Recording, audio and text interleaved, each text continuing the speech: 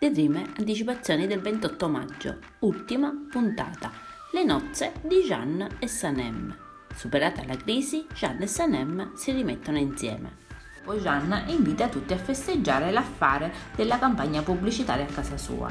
A questa festa preparerà delle kofte, polpette di crudo, con le sue stesse mani. In questo modo, in realtà, Jeanne vuole che Sanem si renda conto da sola che gli è tornata la memoria, ricordando il passato. Alla festa, mentre Jeanne prepara, arriva Sanem e inizia a ballare con gli altri. Lui la osserva orgoglioso da lontano. La ragazza gli si avvicina e gli chiede se può aiutarlo, ma lui la invita a divertirsi.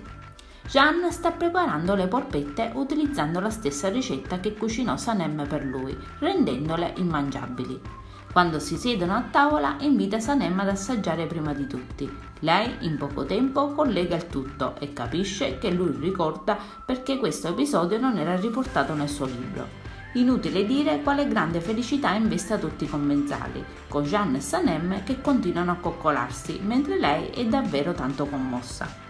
Più tardi Emirè propone un brindisi, ma mentre parla ecco avvicinarsi un drone che reca attaccato a un filo un bellissimo anello. Jeanne lo scioglie, si inginocchia davanti a Sanem che è un po' su di giri e le chiede di sposarlo. Lei lo tiene un po' sulle spine, gli dice che prima deve chiedere il permesso alla sua famiglia. Jeanne si rivolge a futuri suoceri e suggerisce di iniziare a preparare perché presto andrà da loro a chiedere Sanem in moglie. Sanem alla fine urla il proprio sì. I due si abbracciano e lei gli dice che è meraviglioso.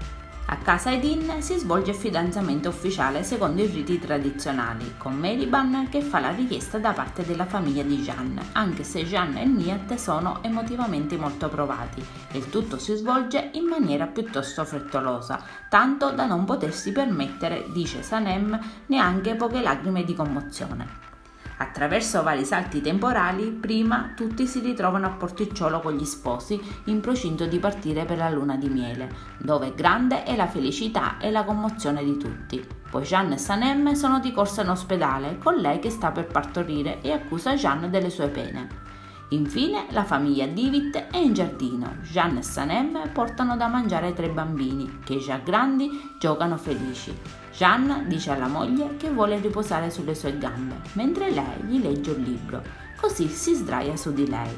Sanem inventa una storia su un albatros smemorato e lui comincia a farle il solletico.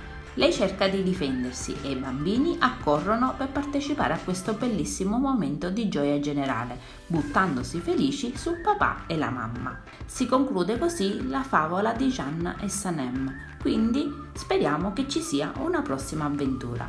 Adesso io vi saluto e vi aspetto al prossimo video. Bye bye!